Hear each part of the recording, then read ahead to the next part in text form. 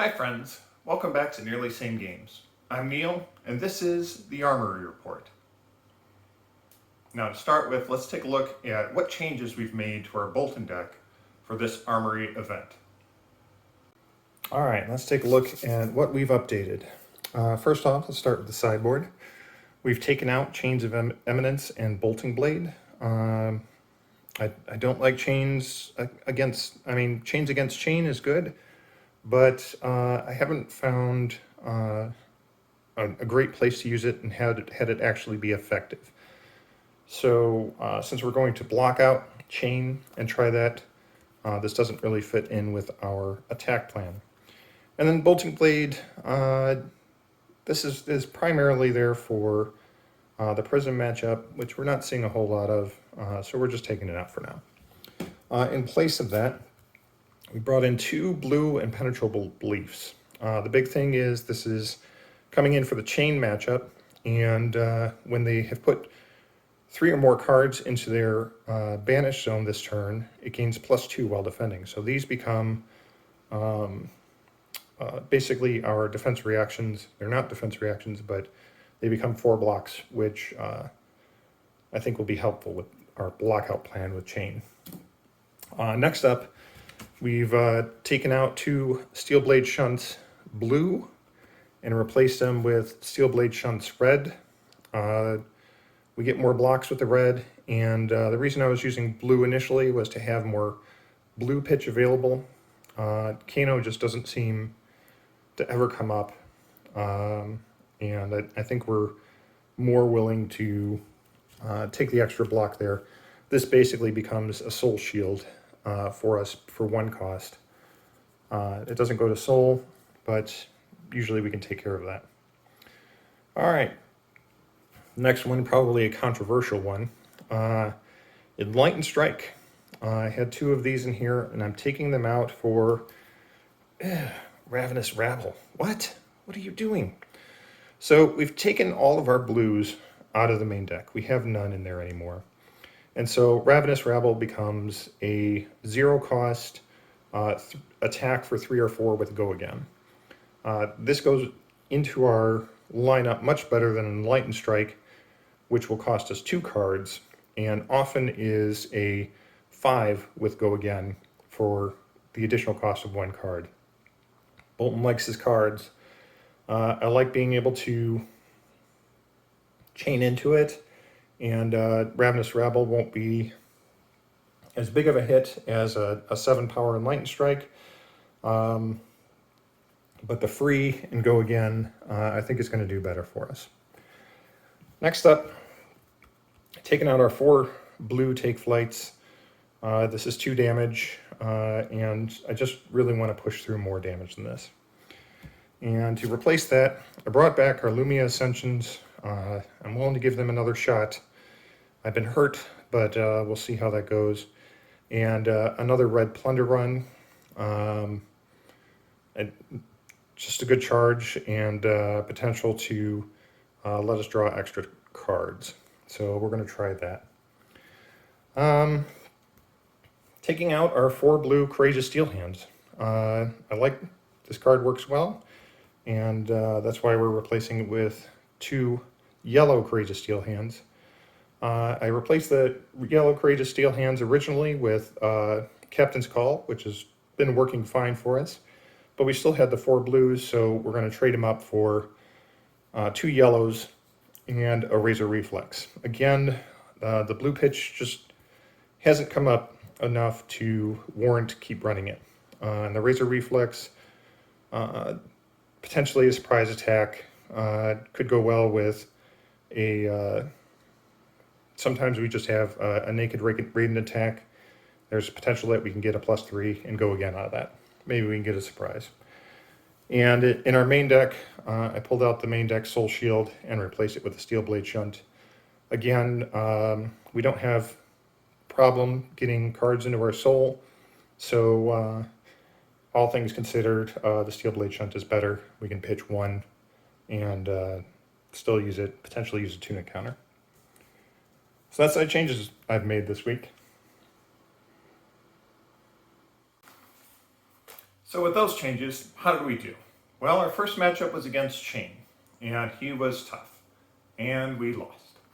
Uh, we went with our plan of trying to block him out. We brought in all of our defensive reactions, and we took out everything that was, or almost everything that was a 2-block, so we could have maximum blocking potential. The plan was to block him out and get him to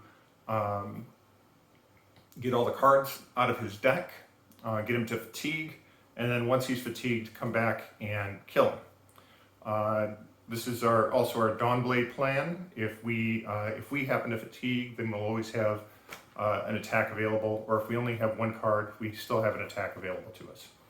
And this plan went poorly. We did get chained to fatigue. At that point, he was around 12 life and we were at 1 life. But he still had a lot of cards in hand. He had several cards in exile. He still had a lot of gas available to him. And he was really coming over the top with some big, powerful attacks that we couldn't just let go. We had to block, and there wasn't enough to come back. So I think we need to reevaluate that strategy. Just letting him have whatever cards that he wants and set up whatever he wants is too much for us. And we need to put on some pressure, and we need to put on some big pressure.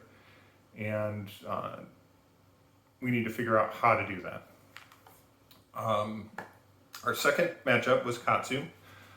This was a newer player to Katsu, and I don't feel like he was taking optimal lines with Katsu, considering other Katsu players I've played against, and we still lost. We got down to a few life left each, and we brought in our defense reactions, the Fate for Scenes, the Sink Belows, and tried to have some defensive plan against Katsu. Try to mix it up. We've tried to go pure aggro, and that hasn't paid off for us. And the defensive plan didn't pay off for us either. I think we need to reevaluate what Boltyn's plan is for 3-card hands, what Boltyn's plan wants to do for 4-card hands. I think we're missing damage with this deck. That potentially we can make some changes and increase the amount of damage that we can expect out of a 4-card hand or a 3-card hand, and take a look at what those numbers are. Katsu is very good with a 3-card hand or a 2-card hand even, and if we pull 2 cards out of his hand with our attack and they come back with 2 cards in their hand, their attacks are going to be we're going to be taking more damage than they will, and they'll win that race. So we need to figure that out. And speaking of that race, our third opponent was Dash, and Dash did what Dash does, and Pew Pew Laser Gun, and that's another hero that can do very well with 2 cards. Pitch a blue, shoot the gun twice for 4 damage there, and then potentially have another free card, a zipper hit, or something that they can just swing at us, and before you know it, 8 damage on 2 cards, and that's something that Boltyn doesn't do well. So we're on the back foot defending, trying to come back, and Boltyn just doesn't come back with 2 cards. So I need to closer evaluate that plan, figure out what our 3-card plan should be, how we make sure that we get those 3-card hands, and how we make sure that we are putting on great pressure when we're keeping a 4-card hand and we're taking a lot of damage. We took a lot of damage early on with Dash. about halfway through the game, we were about even, but the gun just took us out in the end, and we couldn't take that. So I'll be in Vegas next week for the calling. So there won't be an Armory report for that for next week, but look for a video afterwards, kind of summing up how we did with Vegas and what kind of happened there. So thanks for watching, and until next time.